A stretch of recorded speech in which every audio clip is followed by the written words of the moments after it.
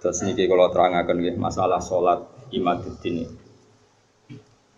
Kula niku lami sangat di pikiran niki dan ini pasti benar. Sing darani salat iku nglakoni salat. Ya sing darani salat iki nglakoni nopo?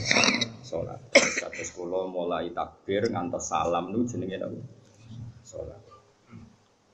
Kemudian kita ini hidup di dunia nyata. Misalnya kena ramangan itu ora iso salat. Kok awak lemes iku ngadeg kaya ora iso apa meneh napa? Salat. Sehingga ada wasail wong kon mangan ben kuat salat. Kemudian ada wasail lagi, misalnya gini ini pengono tenan. Nabi Ibrahim itu nabi yang luar biasa. Beliau Khalilur Rahman. Dia tahu kalau fisik manusia itu kalau tidak makan itu tidak bisa sholat.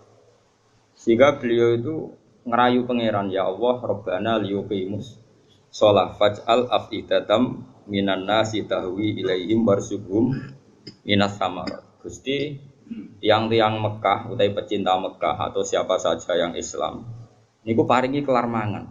Genak kelar mangan niku ben kelar sholat. Sehingga para ulama juga mengkiaskan, misalnya begini. Kalau kita tidak punya otoritas politik, maka sholat dilarang. Sehingga kita juga menjaga otoritas politik supaya sholat itu tidak dilarang.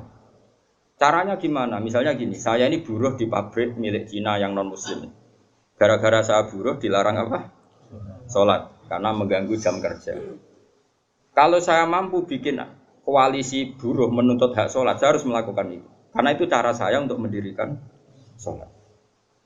Atau kalau ada umat Islam mampu kaya dan bisa menciptakan lapangan kerja dengan membolehkan sholat, maka harus melakukan itu demi tegaknya sholat. Makanya ini kelirunya kita. Nyongkone ngelakoni sholat itu pokoknya dekne dewe sholat. Dia agak mikir bahwa untuk bisa sholat itu dibutuhkan kekuatan ekonomi, kekuatan politik. Saya tuh ngaji di mana-mana, saya ulang-ulang. Islam ke Selat Malaka itu Thailand sama Indonesia itu umurnya bareng. Cuma kebetulan Thailand nggak milih politik, negara dikelola non-muslim. Tahu-tahu sholat itu dilarang di Thailand. Indonesia kebalikan, lah kiai ini seneng politik, keterusan nganti sakniki, paham ya? Akhirnya rawali songo itu Islam lagi rong generasi. Iku wis gawe demak napa? Wah, ratri mau sholat dilarang. Nara sholat ra iso dadi presiden. Jadi saiki sholat malah bupati kok ora sholat, terus ora ngarah dipilih, gubernur kok ora sholat. Lho, ora ngarah dipilih. Ana cawayu sholihah kok sing lanang ra mbebo sholat, ya ora payu. Kayak ibu keterusan, paham? Tapi ini mau cerita. Jadi karena redaksinya Quran itu wa iqamis sholat, mendirikan sholat supaya sholat itu berdiri, bukan kamu saja tapi seluruh negara. Dan itu dibutuhkan macam-macam tadi. Ibrahim nyontohkan kekuatan politik, kekuatan ekonomi bahwa untuk sholat itu harus warzuqhum minas samarat, harus ada materi fisik yaitu orang makan. Terus di ayat umum Nabi Muhammad dicontohno ciri utama agama wis menang ku Muhammad wala yumakkinanna lahum dinahumul ladzir tadallahum wala yubaddilannahum min ba'di khaufihim amna. Ciri utama kemenangan Islam Muhammad nak orang melaksanakan Islam itu sudah ada ketakutan. Disebut wala yumakkinanna dinahumul ladzir tadallah. Jadi kira-kira perasaan kula ada satu negara yang lama sekali ada Islamnya. Kemudian sholat di situ takut. Sama negara yang sholat tidak takut. Cara alamat untuk futuhe pangeran yang milih negara yang sholat itu udah tak takut. Mergo Allah ngendikan wala yumakkinanna lahum dinahumul ladzir tadallah. Allah bikin tamkin itu kemampuan melakukan ibadah secara netral, secara kuat. Terus wala yubaddilannahum min ba'di khaufihim amna, dan mereka melakukan ibadah itu merasa aman, tidak merasa takut. Kayak dulu sahabat sholat itu sembunyi-sembunyi. Pada Fathi Mekah, sholat terang. Ini penting kalau ingat loh. Jadi sing sufi goblok ya ben mari, ben gelem rontok politik. Sing politik ya mari, sholat itu ranggo tebar pesona. Jadi sepodo mari ini. Terus yang waras ketok ya ujub ben nanti pikiran. Ya pokoknya ki ngomong ilmu ngono ae napa? Ora usah ujub-ujuban, pokoknya ngomong napa? Ilmu. Ora usah terus rasa suci dhewe ya ora. Wong rom ya lagi tak kandhani iki wae. Tapi yang jelas neng ayat itu jelas ada kata-kata wala yumakkinanna lahum dinahumul ladzir tadallahum wala yubaddilannahum min ba'di khaufihim amna. Jadi ciri utama agama hebat itu kalau merasa tamkin, kowe rabi yo iso, wayoh yo iso, itu berarti wis jos. Beragama secara apa? Benar. Paham ya? Tapi nak wani ya pokoknya sementing itu wani. Lho kalau di kanca bojone loro telu iku langsung legal kabeh didaftarno langsung legal kabeh. Kondang tenan. Rabi langsung wakeh didaftarno ya langsung legal kabeh. Yo hebat tenan. Tapi kok kuat suwe ora ya ora roh nek iku takdir no.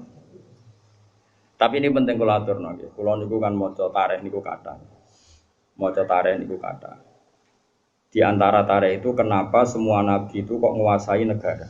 Enggak ada nabi yang enggak menguasai negara. Nabi Muhammad pada akhirnya menguasai Mekah Madinah. Ada Fathu Mekah.